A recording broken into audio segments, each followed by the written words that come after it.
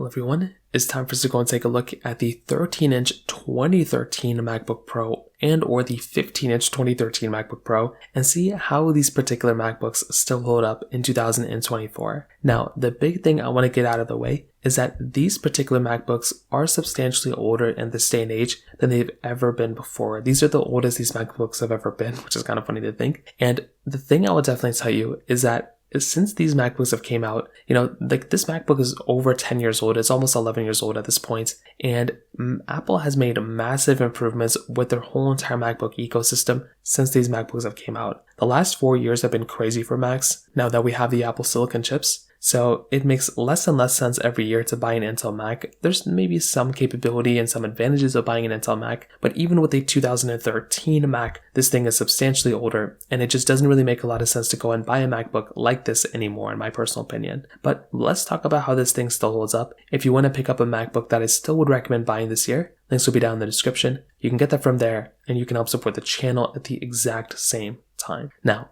starting off with the outside of these particular MacBooks, the big thing you're going to want to keep in mind here for the most part is that with a Mac like a 2013 MacBook Pro, these are those types of Macs that are just going to hold up very, very well from a body standpoint. Because these are those unibody Macs, I think Apple did a really, really good job of making these MacBooks, even though internally they may not hold up the best anymore, they hold up so well when it comes down to that whole entire build quality standpoint. And that is something I love a lot about these particular devices at the end of the day.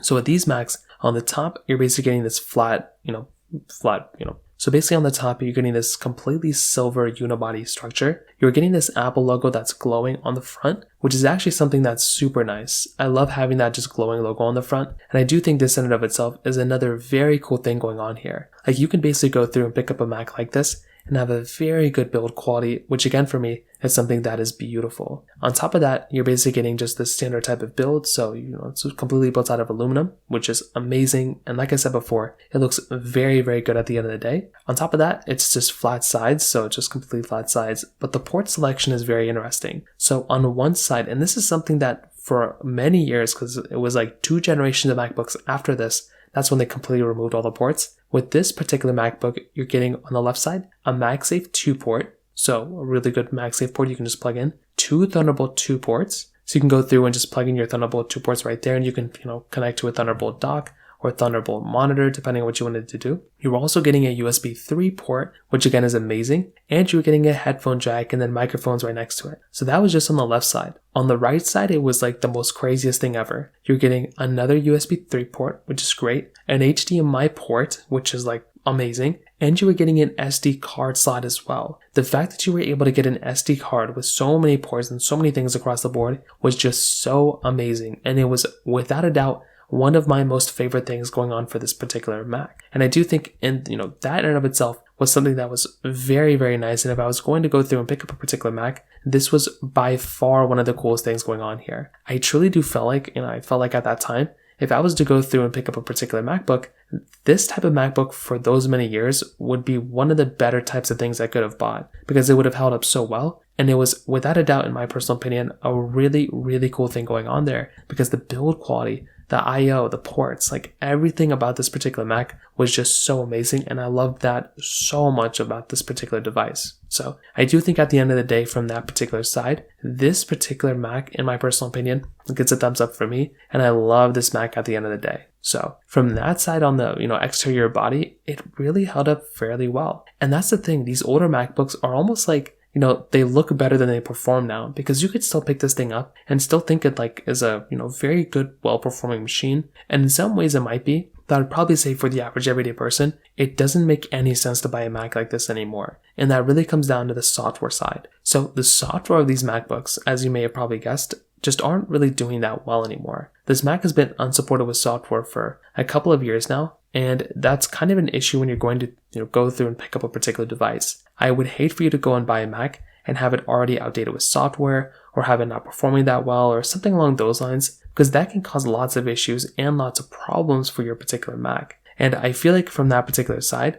that would be one of the bigger problems that you probably experience within your device in and of itself. So I feel like from that side alone, if you're going to go through and pick up a particular Mac, it doesn't make a lot of sense to go and buy something like this because you're not going to be getting any more features ahead of it, no software improvements, like nothing. Like it's just done when you buy it. So it just doesn't make any sense to buy a particular Mac like this anymore because of that particular situation. I do feel like there's other reasons why you should buy this particular Mac, like if you were in a pinch and if you needed to go ahead and, have something else like a backup machine or something like that. But the other big reason why this Mac really isn't doing that well either is because all the applications that you would have probably used inside of this particular Mac, not only are they, older and they're older versions of, devices, but because these are those Intel-based Macs, they're not going to be performing that well compared to the Apple Silicon that we have nowadays. So that's something that is another really big issue here, because if you were to go through and pick up a particular Mac like I mentioned before, it would make a lot more sense to go ahead and buy something that was still up there, that was giving you a better experience than even some of the older Intel Macs. And although there were Intel Macs before this one, it again doesn't make any sense to buy this thing because you're already outdated with software by the time you buy it. So that's what kind of ends up happening when you're going to go through and buy a device like this. And like I said, with this one, it doesn't make any sense. You are much better off purchasing a device that is still supported with software, that still has a feature ahead of it. And this thing gives you none of those things. From the performance side though, it was giving you those Intel chipsets at the time. So at the time, they were good chipsets, but nowadays they're, clearly not as good. You could get up to 8 gigabytes of RAM in some models. I think the 15-inch went up to a little bit higher, but you're also getting the 2.4 gigahertz, options, 2.6 gigahertz options that could go in turbo boost up to 3.3 if you needed to. But they started at 4 gigabytes of RAM, which is crazy. So if you wanted to, you can go down to 4. You can go up to a little bit higher depending on which model you're getting. I think that's why I swung for the 2014 models that started at 8. But even with these ones, they started at a little bit lower, which is actually pretty insane. But this, again, in and of itself is one of those other things to kind of keep in mind here, because 4 gigabytes of RAM inside of a device nowadays is very low.